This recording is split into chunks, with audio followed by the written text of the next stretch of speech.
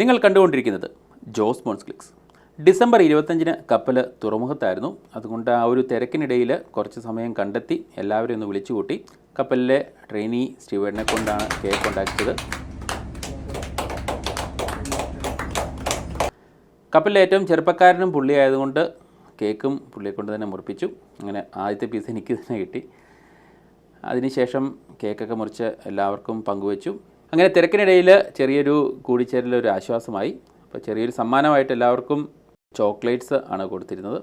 അതിനുശേഷം വൈകുന്നേരത്തെ ഡിന്നറ് കേരള പൊറോട്ടയും ചിക്കൻ കറിയുമായിരുന്നു. അങ്ങനെ ആ ഒരു ക്രിസ്മസ് ദിവസം കടന്നുപോയി.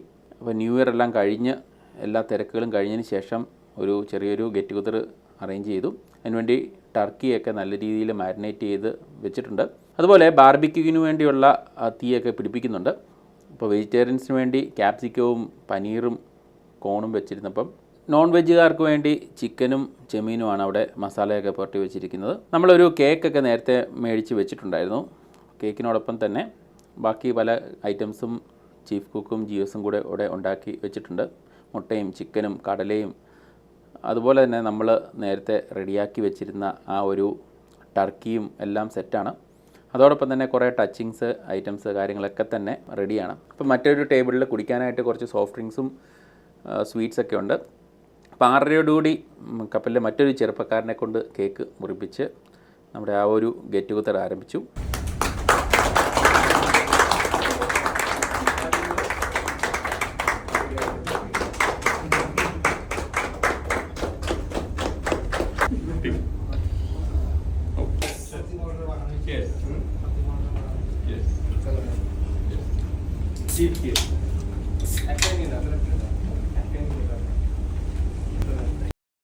കപ്പലിലെ നല്ല രീതിയിലുള്ള ജോലി തിരക്കുകളൊക്കെ ശേഷം അതിനൊരു അയവ് വരാൻ വേണ്ടി ഇത് നല്ല രീതിയിൽ ഉപകരിച്ചു. നേരത്തെ മാരിനേറ്റ് വെച്ചിരുന്ന ടർക്കി നല്ല രീതിയിൽ റൈസൊക്കെ ഫില്ല് ചെയ്ത് നൂല് വെച്ച് തുന്നിയതിന് ശേഷമാണ് ഓവനിൽ വെച്ച് അതെല്ലാം സെറ്റാക്കി എടുത്തിരുന്നത്. അപ്പം ആ ഒരു സ്റ്റിച്ചിങ് കാര്യങ്ങളെല്ലാം അഴിച്ചെടുത്ത് ചീഫ് കുക്ക് തന്നെ ഉദ്ഘാടനം ചെയ്തു. അതിൽ നിന്ന് ഒരു പീസ് എനിക്കും കിട്ടി.